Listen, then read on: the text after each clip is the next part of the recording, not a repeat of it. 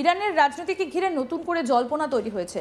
প্রয়াত ইরানের সর্বোচ্চ নেতা আয়াতুল্লাহ আলী খামেনির স্ত্রী মানসুরে খোজাস্তে বাঘেরজাদেদকে নিয়ে যে মৃত্যুর খবর ছড়িয়ে পড়েছিল তা ঠিক নয়। বৃহস্পতিবার ইরানের একাধিক সংবাদ মাধ্যম জানিয়েছে তিনি এখনও জীবিত।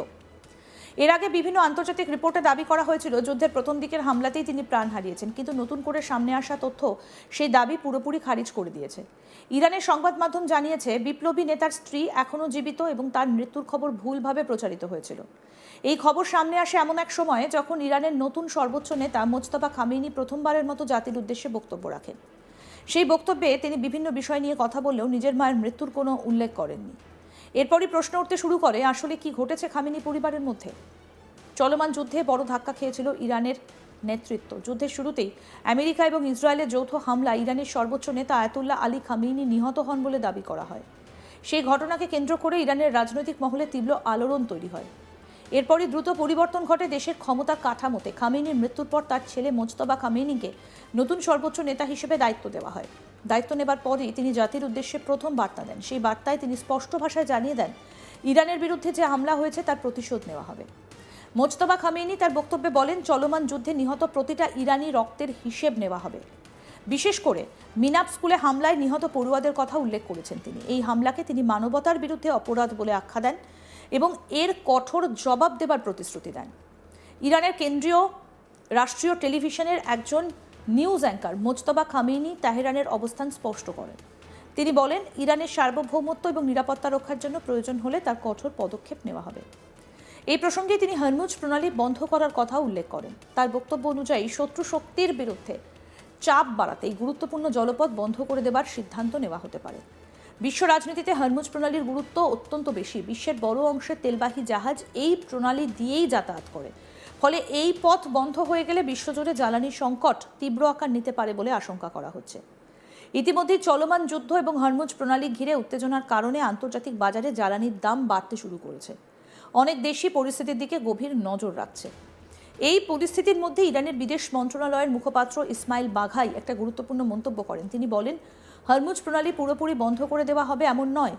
কিছু জাহাজ ওই চ্যানেলের মধ্যে দিয়ে যেতে পারবে, তবে সেক্ষেত্রে তাদের ইরানের নৌবাহিনীর সঙ্গে সমন্বয় করতে হবে।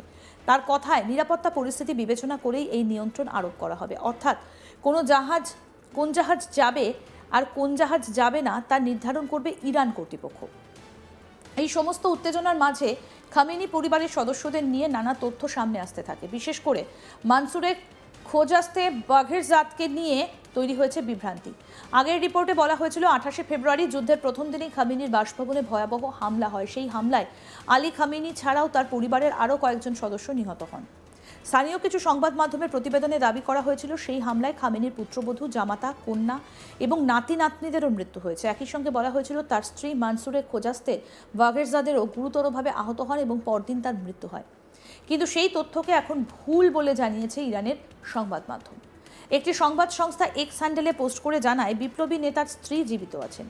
ওই সংবাদ সংস্থা তাদের পোস্টে জানায় বিপ্লবী নেতার মৃত্যুর পরবর্তী সময়ে কিছু সংবাদ মাধ্যম ভুল করে তার স্ত্রীর মৃত্যুর খবর প্রকাশ করেছিল।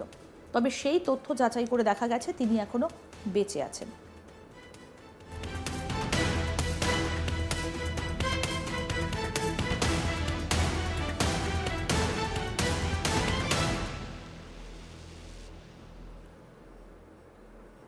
এই ঘোষণার পর খামেনি পরিবারের পরিস্থিতি নিয়ে তৈরি হওয়া জল্পনার অনেকটাই অবসান হয়, যদিও যুদ্ধের কারণে পরিস্থিতি এখনও অত্যন্ত উত্তেজনাপূর্ণ।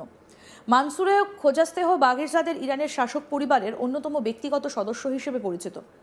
দীর্ঘদিন ধরেই তিনি জনসাধারণের চোখের আড়ালে থেকেছেন। তার স্বামী আলী খামেনি কয়েক দশক ধরে ইরানের রাজনীতির কেন্দ্রে ছিলেন, কিন্তু সেই সময়েও তিনি খুব কমই প্রকাশ্যে এসেছেন। বিশ্বের অনেক রাজনৈতিক নেতার স্ত্রীর মতো তিনিও সরকারি অনুষ্ঠান বা মিডিয়ার সামনে খুব একটা দেখা দেননি। ব্যক্তিগত জীবনকে সবসময় আড়ালেই রেখেছিলেন তিনি। ফলে সাধারণ মানুষের কাছে তার সম্পর্কে তথ্যও খুব সীমিত।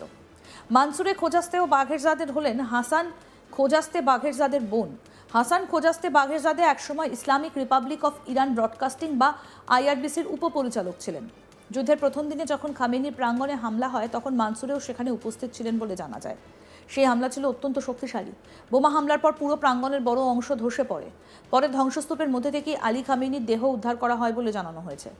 হামলার পর প্রকাশিত একটা স্যাটেলাইট ছবিতেও দেখা যায় ইরানি নেতার বাসভবন থেকে ঘন কালো ধোঁয়া আকাশে উঠছে। সেই ছবি হামলার তীব্রতার প্রমাণ হিসেবে সামনে আসে। সব মিলিয়ে পরিস্থিতি এখনও অত্যন্ত সংবেদনশীল। যুদ্ধ, রাজনৈতিক পরিবর্তন এবং আন্তর্জাতিক উত্তেজনার মাঝে খামেনি পরিবারকে ঘিরে খবর এখনও বিশ্বজুড়ে আলোচনার কেন্দ্রবিন্দুতে রয়েছে। আর সেই প্রেক্ষাপটে স্পষ্ট করে জানিয়ে দেওয়া হয়েছে প্রয়াত নেতার স্ত্রী মানসুরে খোজাস্তেও বাঘেরজাদে জীবিত আছেন এবং তার মৃত্যুর খবর ছিল সম্পূর্ণ ভুল।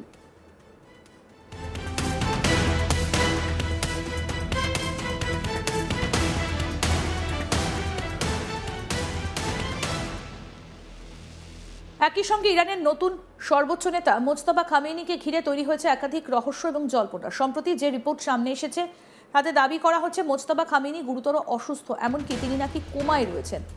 শুধু তাই নয়, তার একটা পা কেটে বাদ দিতে হয়েছে বলেও জানা যাচ্ছে বিভিন্ন সূত্র মারফত। এই খবর প্রকাশ্যে আসার পরে আন্তর্জাতিক মহলে শুরু হয়েছে তীব্র আলোড়ন, কারণ মাত্র কয়েকদিন আগেই তাকে ইরানের সর্বোচ্চ নেতা হিসেবে ঘোষণা করা হয়েছে। আর তার পরপরই তার শারীরিক অবস্থাকে ঘিরে এই ধরনের খবর সামনে আসায় পরিস্থিতি আরও জটিল হয়ে উঠেছে। পুরো ঘটনাটা কি আসুন আপনাদেরকে বলি। ইরানের দীর্ঘদিনের সর্বোচ্চ নেতা আয়াতুল্লাহ আলী খামেনির মৃত্যুর পর তার ছেলে মোজতবা খামেনিকে দেশের নতুন সর্বোচ্চ নেতা হিসেবে বেছে নেওয়া হয়। এই সিদ্ধান্ত সামনে আসার পর থেকে আন্তর্জাতিক মহলে নানা ধরনের আলোচনা শুরু হয়, কারণ ইরানের রাজনৈতিক কাঠামোয় সর্বোচ্চ নেতা বা সুপ্রিম লিডারের ভূমিকা অত্যন্ত গুরুত্বপূর্ণ। দেশে সামরিক, ধর্মীয় এবং রাজনৈতিক সিদ্ধান্তের বড় অংশই এই পদ থেকে নিয়ন্ত্রিত হয়। তাই যখন মোজতবা খামেনিকে সেই পদে বসানো হলো, তখন অনেকেই মনে করেছিলেন মধ্যপ্রাচ্যের রাজনীতিতে নতুন এক অধ্যায়ের সূচনা হতে চলেছে।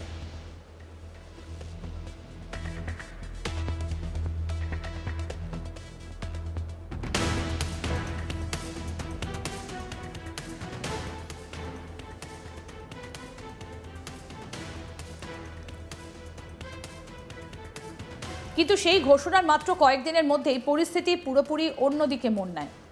সাম্প্রতিক যে রিপোর্ট প্রকাশিত হয়েছে তাতে দাবি করা হচ্ছে মোজতবা খামেনি বর্তমানে অত্যন্ত সংকটজনক অবস্থায় রয়েছেন। সূত্রের খবর অনুযায়ী তাকে তেহরানের একটা হাসপাতালে ভর্তি করা হয়েছে, সেখানে তিনি ক্রিটিক্যাল কেয়ার ইউনিটে চিকিৎসাধীন। আরও চাঞ্চল্যকর দাবি হলো তিনি নাকি কোমায় রয়েছেন। শুধু তাই নয়, তার শরীরে একাধিক গুরুতর আঘাতের চিহ্ন রয়েছে বলেও জানানো হয়েছে। এমনকি তার একটা পা কেটে বাদ দিতে হয়েছে বলেও রিপোর্টে উল্লেখ করা হয়েছে। এই খবর সামনে আসার পর স্বাভাবিকভাবেই প্রশ্ন উঠছে, কিভাবে এই পরিস্থিতি তৈরি হলো। মোজতবা খামেনি কি কোনো হামলার শিকার হয়েছেন, নাকি অন্য কোনো কারণে তার শারীরিক অবস্থা এতটা খারাপ হয়েছে? রিপোর্ট অনুযায়ী মোজতবা খামেনি বর্তমানে তেহরানের সিনা ইউনিভার্সিটি হাসপাতালে ভর্তি রয়েছেন। এই হাসপাতালটা ইরানের অন্যতম গুরুত্বপূর্ণ চিকিৎসা কেন্দ্র হিসেবে পরিচিত। সাধারণত দেশের গুরুত্বপূর্ণ ব্যক্তিদের চিকিৎসার জন্যই এই হাসপাতাল ব্যবহৃত হয়।